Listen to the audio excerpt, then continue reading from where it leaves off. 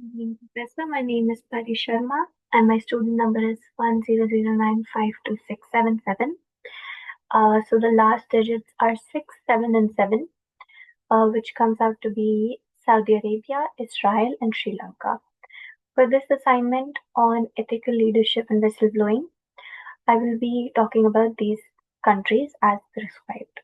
I will present whistleblowing laws, incidents, and leadership profiles, and discuss the relationship between whistleblowing and leadership across these three countries. This video contains 10 segments labeled as Sub-Video 1A through Sub-Video 4 as per the instructions. So the first thing, so this is Sub-Video 1A, which talks about whistleblowing laws in Saudi Arabia. As we already know, Saudi Arabia is a key player in Middle East and has been slowly evolving its stance on whistleblowing. Although formal protections remain limited compared to Western standards, however, there are two major whistleblowing laws and regulations, which are um, 2011 Anti-Corruption Law. This law aims to combat corruption in government and commercial sectors. It criminalizes bribery and misuse of public funds. While it actually encourages reporting the corruption, it does not explicitly provide a comprehensive whistleblowing protection, though informers are sometimes kept confidential. Uh, then Saudi Arabia Vision 2030 Anti-Corruption Framework. A part of this vision, 2030 reform, it includes stronger calls on transparency and encouraging whistleblowers to report violations anonymously. This framework is more this, this framework is more like strategic direction than a formal law, but it does show government intent. In Saudi Arabia, whistleblowing is often done through government portals like Nazaha, which is the Saudi Anti-Corruption Commission, which allows confidential reporting on unethical and corrupt behavior, mainly in the public sector. And enforcement is strict on corruption cases. But whistleblowers face cultural and legal risks, fear of retaliation, including job loss or social stigma. All these things remain high due to limited explicit protection. Generally, while South Arabia is moving towards better anti corruption enforcement, and some of the channels for whistleblowing protections for whistleblowers themselves are minimal and viewed as insufficient by many international observers. This is the video 2A, which talks about whistleblower incidents in Saudi Arabia.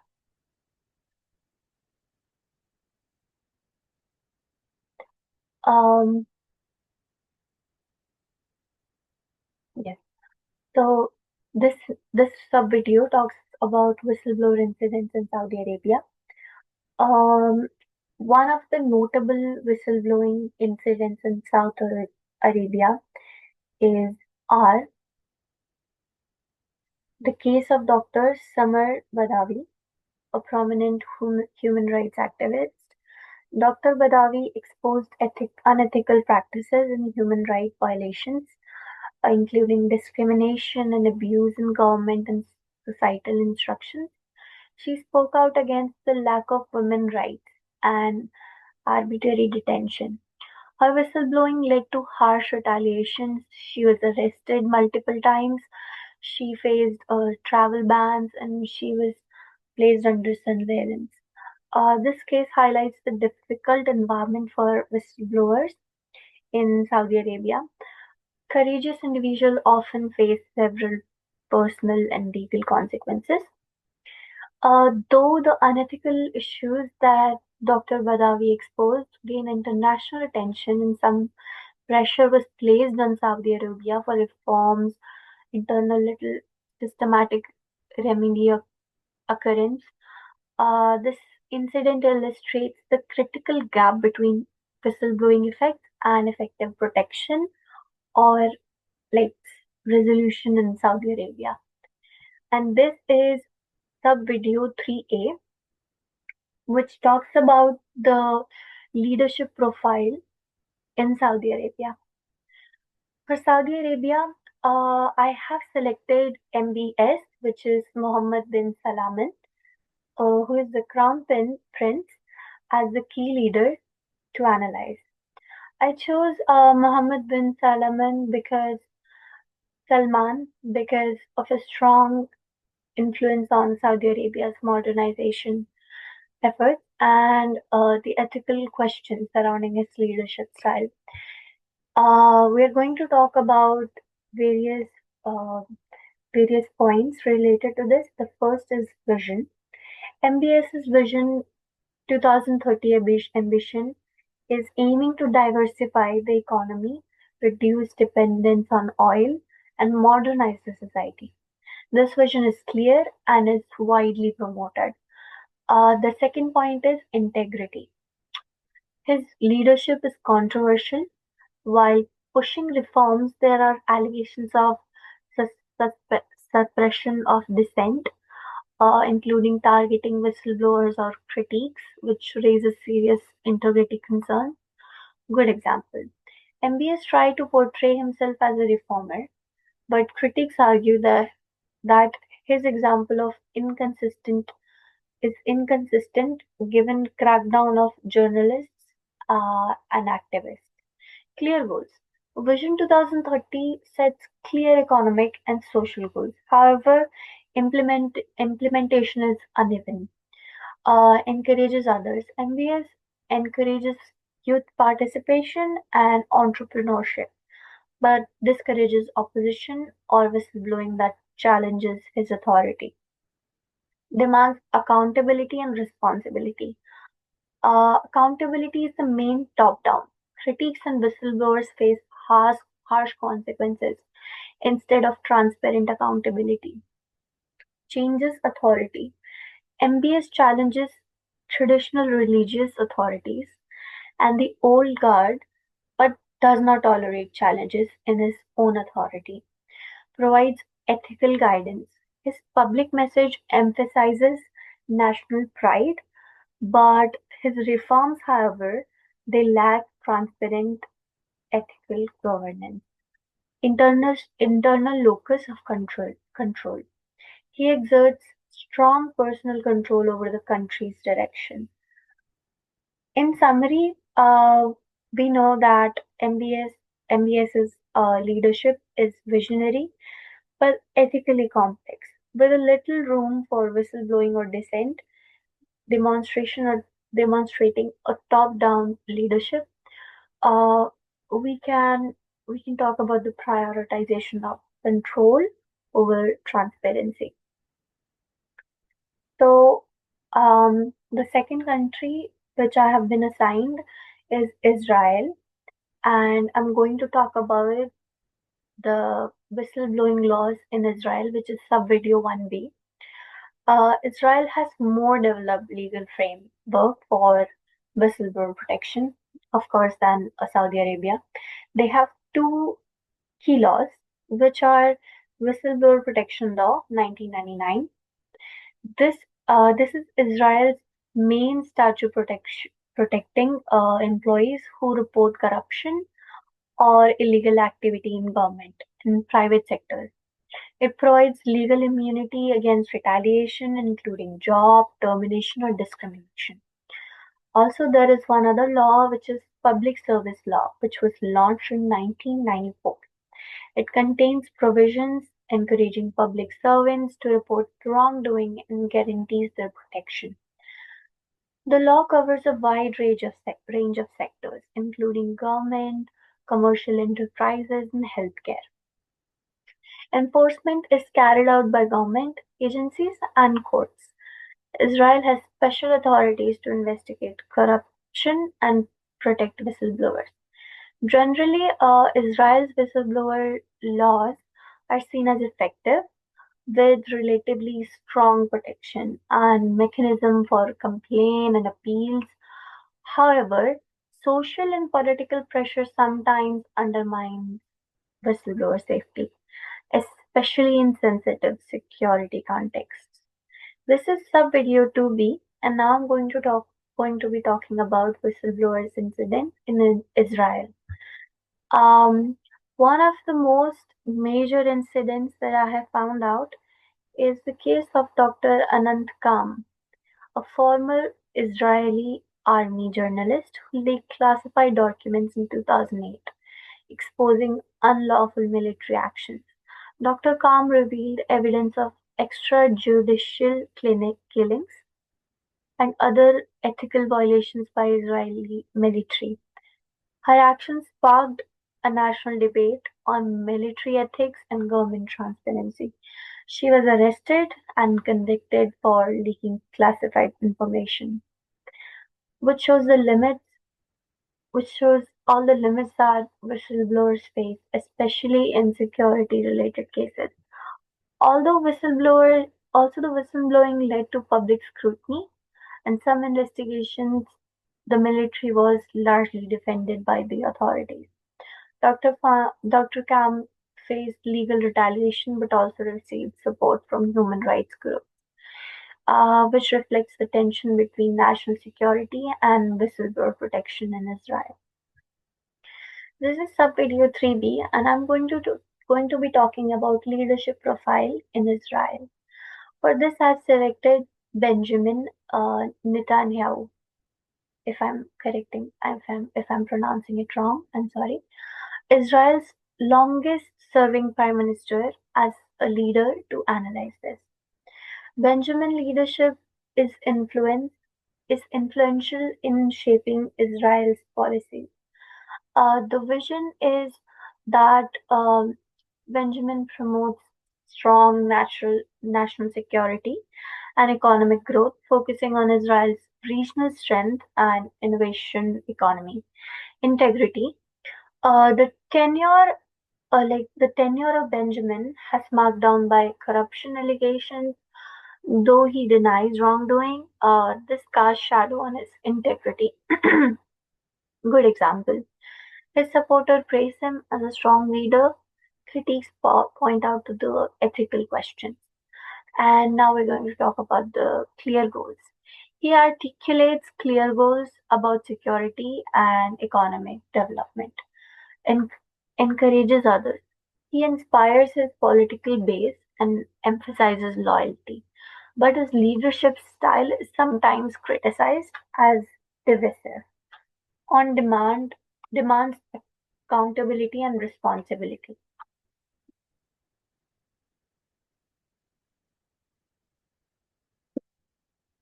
There have been calls for greater accountability due to corruption investigations, but he resisted on stepping down. Challenges authority. He often challenges the opposition parties, the judiciaries, and even elements of within his government. Provides ethical guidance. His guidance is pragmatic. It's focusing on survival and national interest rather than ethical ideas. International locus on control. He is highly controlling over his political narrative. Machiavellian. Many analysts see him as a politically shrewd and pragmatic, sometimes using Machiavellian tactics to maintain power. So Benjamin's leadership blends in political savvy over ethics, reflecting complex dynamics of leadership in a conflict-prone environment. So now I'm going to be talking about this is the video 1C, which should be about the whistleblowing laws in Sri Lanka. Um, so if we talk about Sri Lanka, its framework, of course, is still emerging, but it's still limited.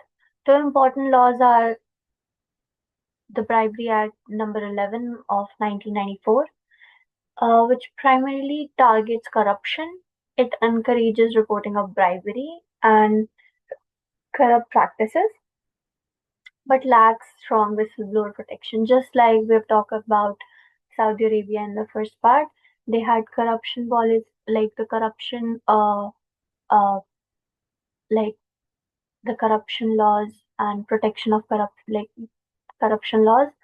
Uh, Sri Lanka also has like reporting of bribery and corrupt practices, but just the same as Sri Lanka, Saudi Arabia, Sri Lanka lacks whistleblower protection. Uh, then there is the Right to Information Act 2016. It enhances transparency by giving citizens access to information, indirectly supporting whistleblowers. Indirectly. Um, Sri Lanka has no comprehensive whistleblower protection law whatsoever. Existing provisions are fragmented and weak. Enforcement is inconsistent, and whistleblowers face retaliation. International organizations have urged to strengthen legal protection uh, to foster transparency and ethics. Now I'm going to be talking about the whistleblower incidents in Sri Lanka, which is sub-video 2C. A significant whistleblowing case involved Praganith Iknaligoda, a Sri Lankan journalist and political activist who exposed corruption on human rights abusing during the civil conflict, which happened with him, which is solved right now. He disappeared in 2010 under suspicious circumstances, believed to be linked to his whistleblower activities. His disappearance raised global concern about the risk of being a whistleblower facing Sri Lanka. Despite international pressure, no effective investigation or justice has been achieved. This case exemplifies the dangers whistleblowers confront, especially in political sensitive area. So this is part 3C, in which I'm going to be talking about the leadership profile in Sri Lanka. For this, I have chosen Gotabaya Rajapaksa, a former president from 2019 to 2022, known as known for his role in the ending of the civil war and his controversial leadership. The vision: Rajapaksa emphasized national security and post-war reconstruction. Integrity: his leadership faced allegation of nepotism and corruption. Good example. He was seen as a decisive but criticized for suppressing dissent and whistleblowing. Clear goals. His goals were centered on stability and economic recovery. Encourages others. Rajapaksa encouraged loyalty among supporters but was intolerant of opposition. Demands accountability and responsibility. There were claims of lacking transparency and accountability. Challenges authority. He consolidated power and challenged checks and balances. Pro- Provides ethical guidance. Ethical government governance was questionable given accusations of human rights violations. Internal locus of control. Exercise strong personal control over government decisions. Um, and the last is Machiavellian. His leadership style is often described as pragmatic and authoritarian, focused on control. Overall, Rajapaksa's leadership highlights the tension between strong leadership and ethical governments in Sri Lanka. Now, this is sub-video 4, which is a discussion on which whistleblowing and leadership. After analyzing whistleblower laws, incidents, and leadership profiles in Saudi Arabia, Israel, and Sri Lanka, now I'm going to be talking about the whistleblower and leadership.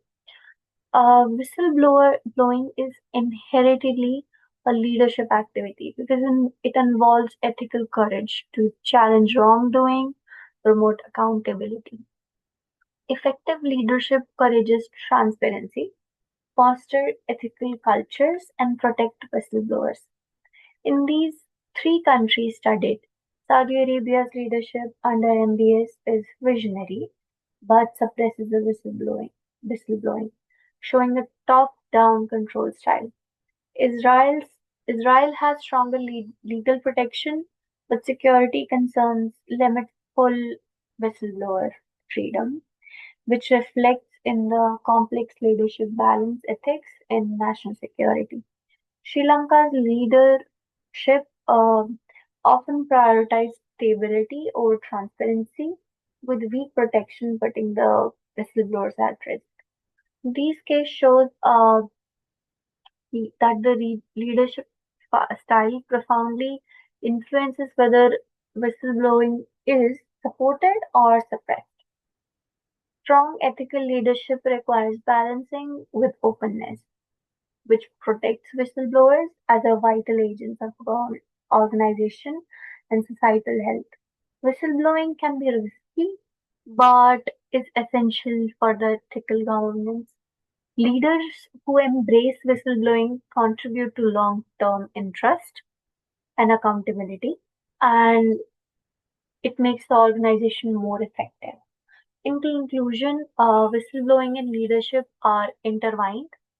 Ethical leaders create environment where whistleblowing is safe, respectful, and is seen as integral to positive change. Thank you. That's it for today.